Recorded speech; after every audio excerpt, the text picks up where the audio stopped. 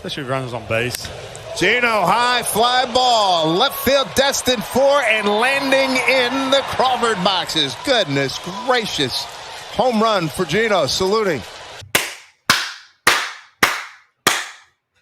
How about those Mariners with an amazing sweep over their heated rival, the Houston Astros, with a win 7-6.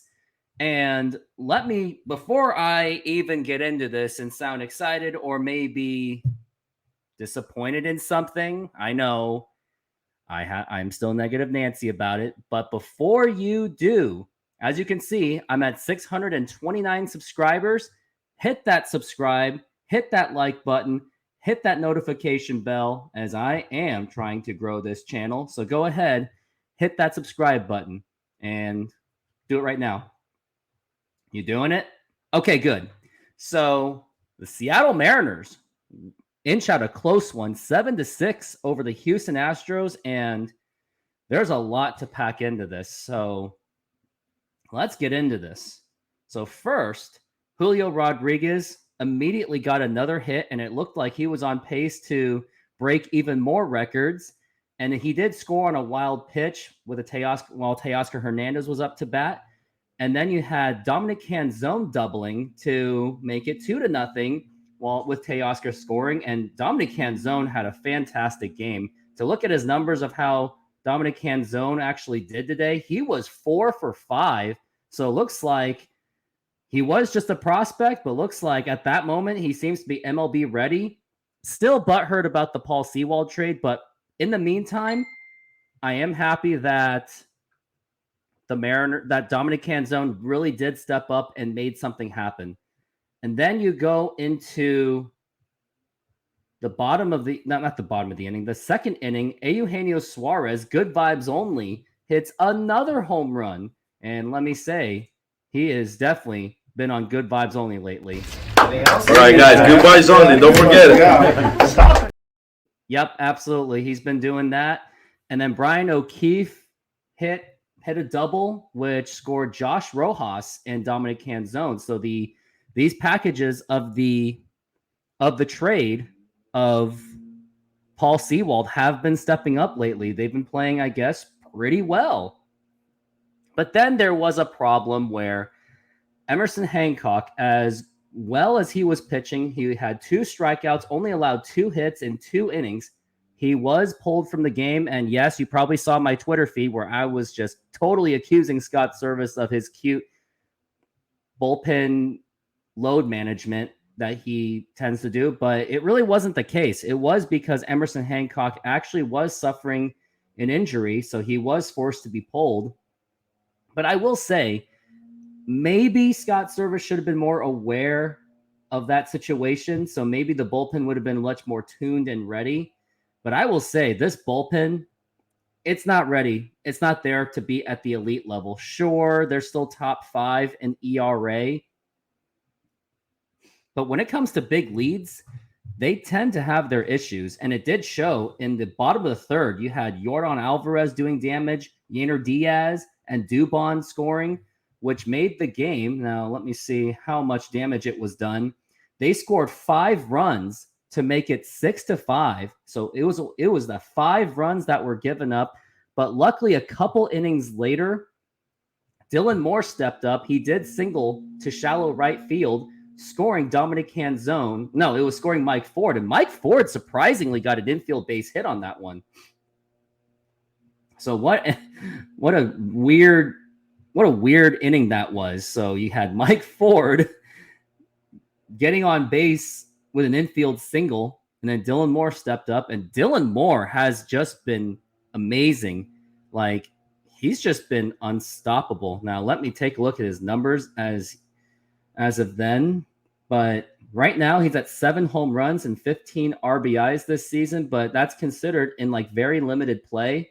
So he's been playing extremely well, and the amount of games that he's been playing has been 36 games, and if you put that as a pace, if you put 7 home runs in 36 games, he's pretty much a 14 homer. So that makes he's a almost 25 home run guy if you put that on the pace. But I'm getting a little bit ahead of myself, obviously. And then he had a little scare moment where Alex Bregman tripled into deep right center field, scoring Jeremy Pena. And that run was given up by, unfortunately, Isaiah Campbell. Other than that, Brash pitched very well. Then you had Justin Topa pitching very well.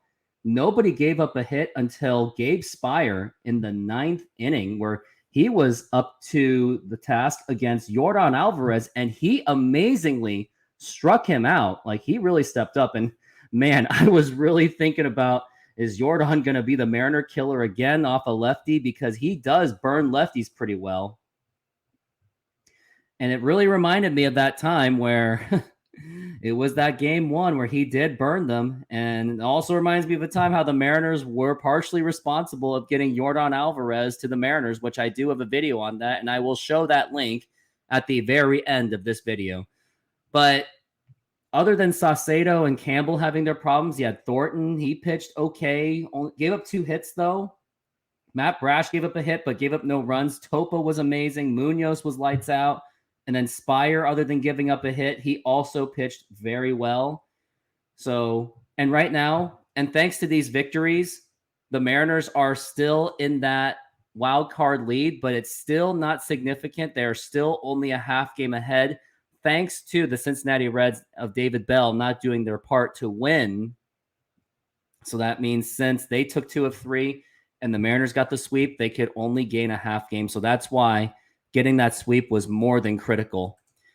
But there's also there's actually more good news out of this. So the Mariners, they actually are now 3.5 game back from the division because Texas lost. Now let's take a look at the schedule for each. So you got the Mariners going up against the Chicago White Sox, who were just put on a fire sale. And then let's see what's going on up next. Which you got Luis Castillo, but still concerned because he does give up quite a bit of home runs. Ooh, then you got Texas going up against Arizona at Arizona, but Arizona's been struggling lately. I mean, let's take a look at their standings of how Arizona's been doing. They have been 7-3 in their last 10, but Texas against Arizona, I still don't like my odds to win that game whatsoever. And then who else so you got Texas going up against Arizona. And then the other teams, Toronto going against the Orioles. So this is other than Texas going up against a pretty inferior team, but you got Toronto going against Baltimore at Baltimore. So this is a very critical series for the Mariners where they do have to win. And I know what you're thinking. Well, it's the White Sox. They're on a fire sale. They suck. But here's the thing. Around this time, after a tanking team is pretty much where they're at, they pretty much got nothing to lose, where they do let some of their prospects do get called up, and they do show some of their skills, and they'll at least give those winning teams somewhat of a run for their money. So in this next coming series, I do expect it to at least still be competitive. They are 3-7 in our last 10, but before the 3-7, they lost 3 in a row. But I would still say you got to be careful. Like you don't want to be content, because not only you got Luis Castillo, who's kind of been a little bit off lately, you also got Brian Wu coming back. And let me see who else is pitching for those games. So you got, today is now the 20th, and then the 21st, you got that, Luis Castillo, and still to be determined for their next pitcher. But Brian Wu is expected to get his start, and I do expect Emerson Hancock to be on the IL, maybe even out for the season, depending how severe that injury is. And so much for that 6-man rotation plan, but I guess that unfortunately won't be happening.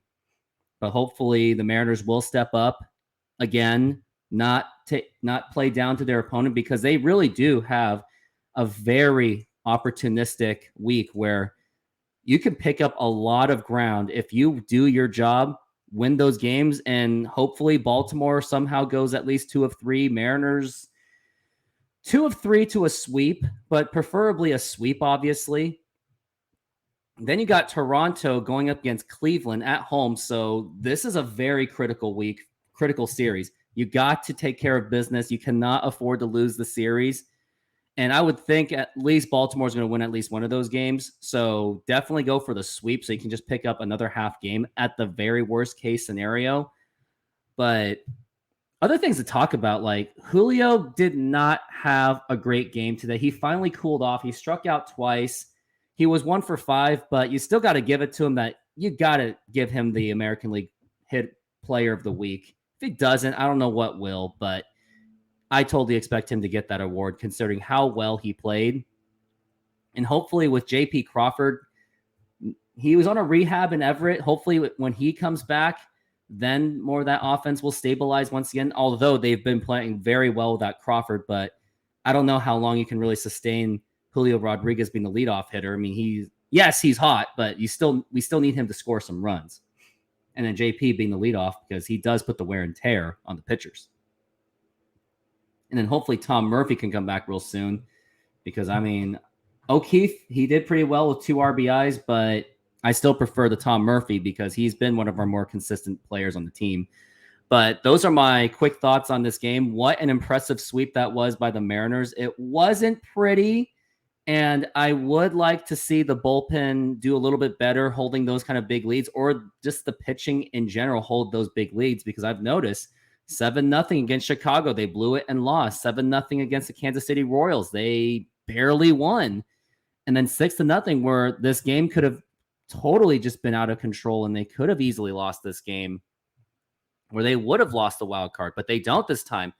But other than that, those are my thoughts. And once again, hit that like button, subscribe, hit that notification, and check out these 2 videos that I'm about to show you. Take a look at them. Reminds me of dwelling on game 1 because I was talking about Yordan Alvarez.